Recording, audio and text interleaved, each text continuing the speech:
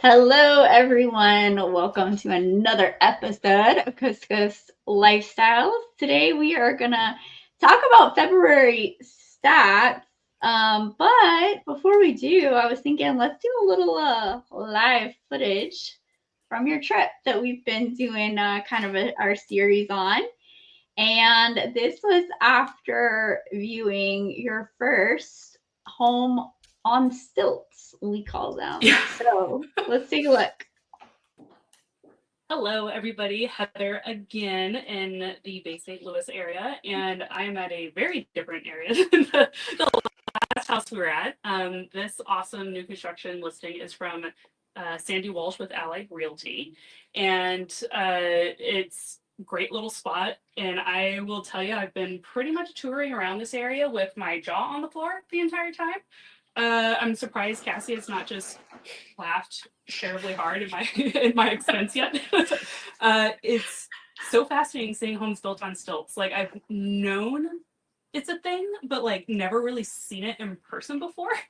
So it is so cool to see it. I'm just noticing the siding is hardy, which is really cool. But I love the bright colors of all the new construction. While around us, like new construction is very muted in colors, which is a little boring. So the bright colors is really fun. And the fact that it's on like a little tiny river, I guess, like we don't have this type of waterfront where I'm at all. We have lakes, but we don't really live on the rivers in our area. So it's really cool seeing all the boats and how every house that's on the water has little boat docks. It's just fascinating to me. But this house and the last one that we saw are in like the mid 400 range. And I was trying to do some calculations in my head on like what I think they would be worth in Washington, even though we don't have anything quite like this.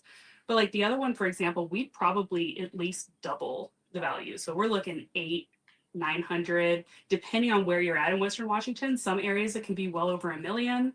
In other areas, it's probably in the 600 to 700 range. It really just depends on where you're at. This one, I can't even begin to guess. My guess between the size and the fact that it's new construction and the quality of the build, we're probably looking at 1.2 at least. With the fact that it's on the water, but again, with the stilts and the style that way, I just don't know how that would compare. So it's just super, super fascinating. And I am already loving this tour because my brain is already exploding and it's only been a couple hours. So and we will I guess see you guys next time. Very excited. Oh my goodness. Yes. Like my energy, I think, was just spot on to how I feel when I still look back at that touring around.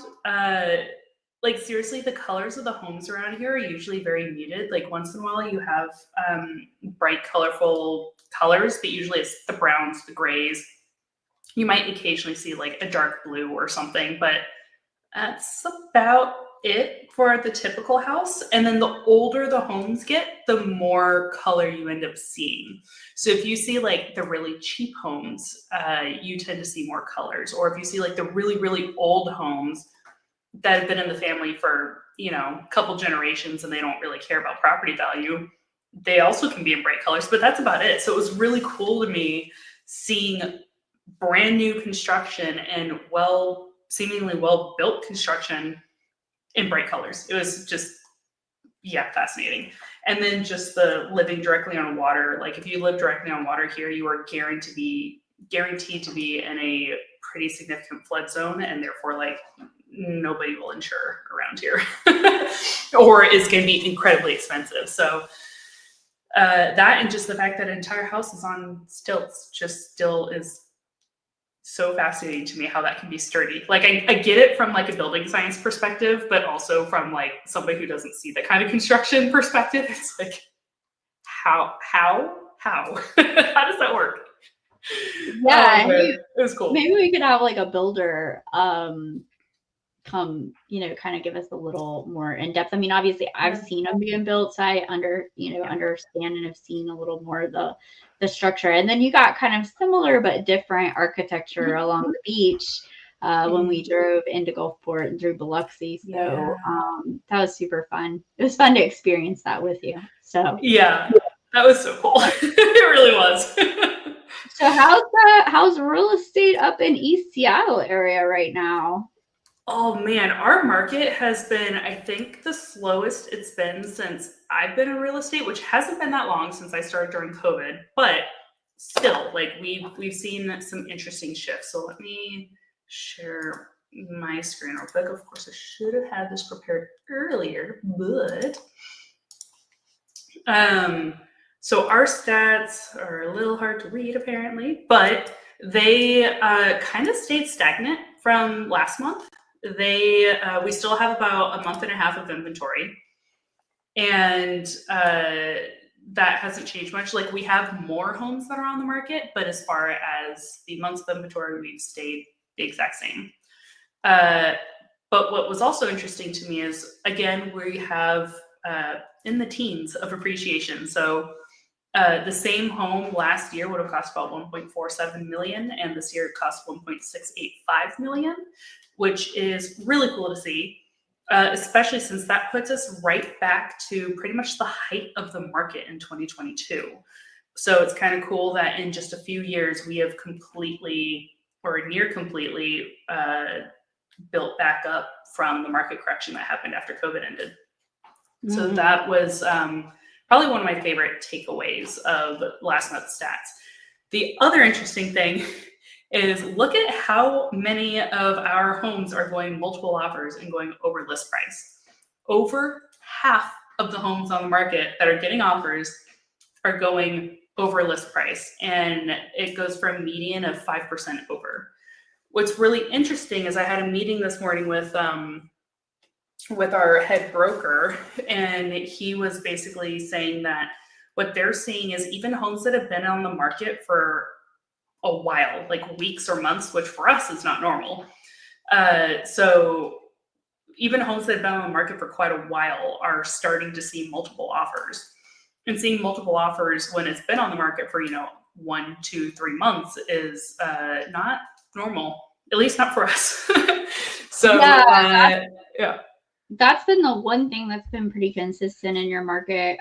We talk a lot on the show about how real estate can be similar in so many ways across the country, but then, and now I feel like I'm like learning your market. It's been super fun, but because the one thing that's remained pretty consistent, I think, in your market is that it's, either selling a majority of them or a good portion of them over asking pretty much right away, or not so much once they've been on the market. So that's definitely interesting. That I think what people are doing, and again, as market is local and local factors, you've still got people coming in to the office and not want to do that commute when they were doing when they were working remote.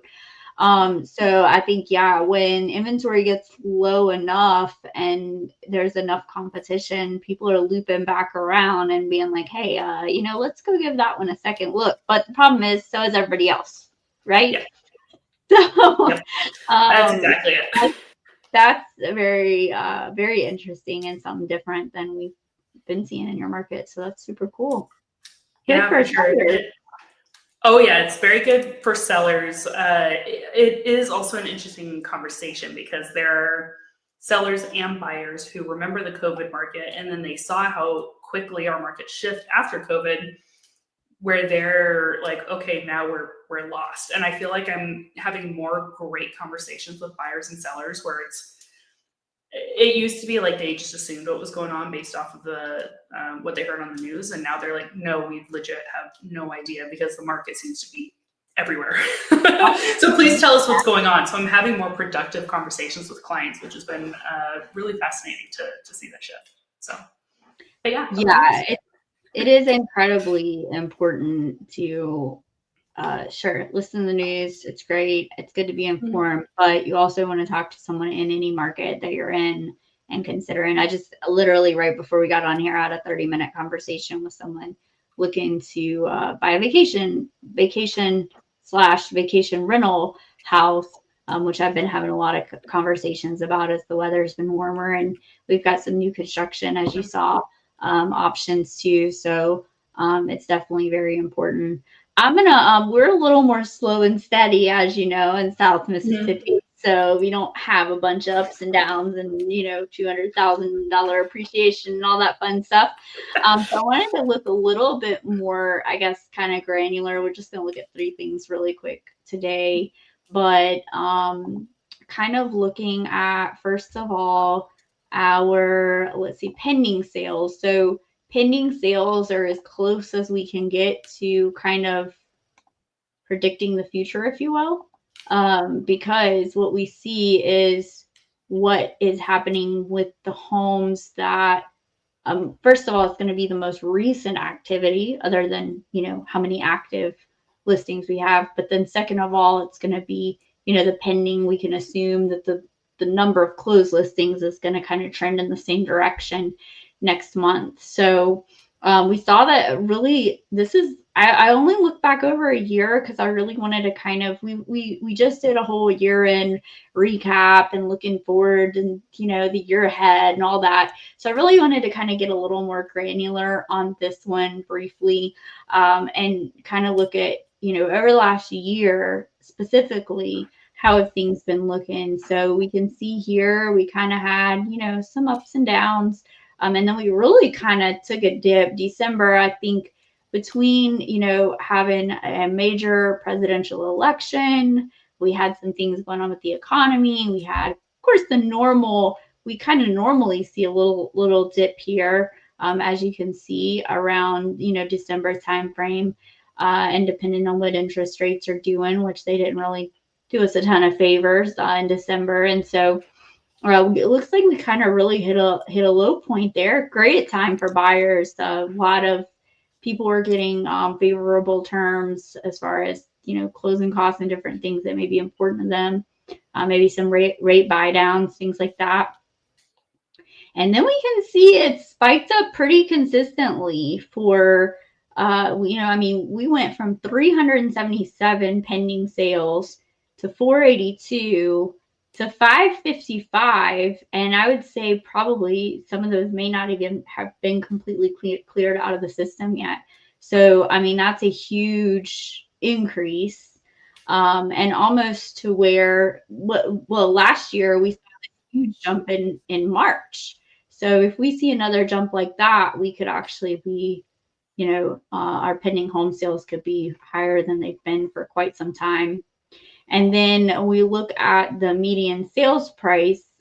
So this is, it looks like there's a bunch of ups and downs, and there is, but at the lowest point, January 2024 has still remained our outlier of like the cheapest time to buy a house in recent times.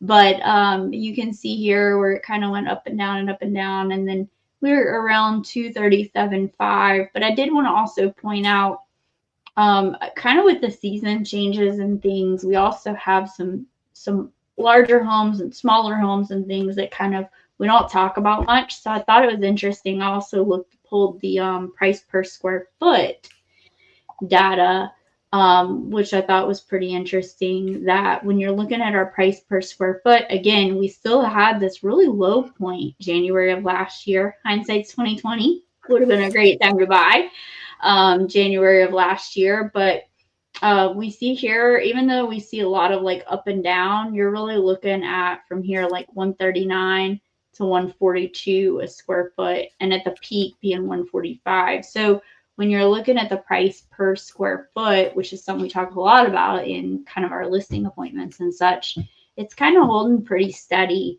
But I think what we're going to see with the pending home sales really increasing, and like you said, even here, people kind of looping back around like, hey, let's give that one another look, and see if maybe we could come to terms and negotiate here. I think I don't have a slide of that, but I think we're at about 97 to 98% sales price to list price. Definitely getting some multiple offers if they're coming on the market really competitively priced. We're seeing some of those go over, but we're also seeing some people kind of looping back around to some that have been on the market a little while and having some negotiation power still, which I don't know how long that's going to last. So I'd say, buyers and sellers are really here for still in a pretty, pretty good spot overall. So I think it'll be interesting to see because our spring and summer is definitely very busy. And so I think it's going to end up being a really good year. So Awesome. Yeah, I'm really excited to see what the year has in store because it's already an interesting start. So apologize, my dog's barking in the background. Probably at a delivery. no, no worries at all. Well, yeah, well, we'll see you guys definitely next week, same time, same place. And we'll have another exciting topic and maybe dive into your coast tour a little more as Ooh, well. So we can keep on. I mean, if we run out of content at some point, you got to make another trip down. So I'm just saying. So. Cassie and I were joking about me coming over in May again for version 2.0 of my visit. Yeah, there you go. We'll find some fun things to go check out. So, yeah, well, we will see you guys again very soon. And yeah, as always, let us know if there's anything you're curious about or want us to touch on, and we'll be or do a full blown episode on. And we are happy to accommodate. And we'll talk to you soon.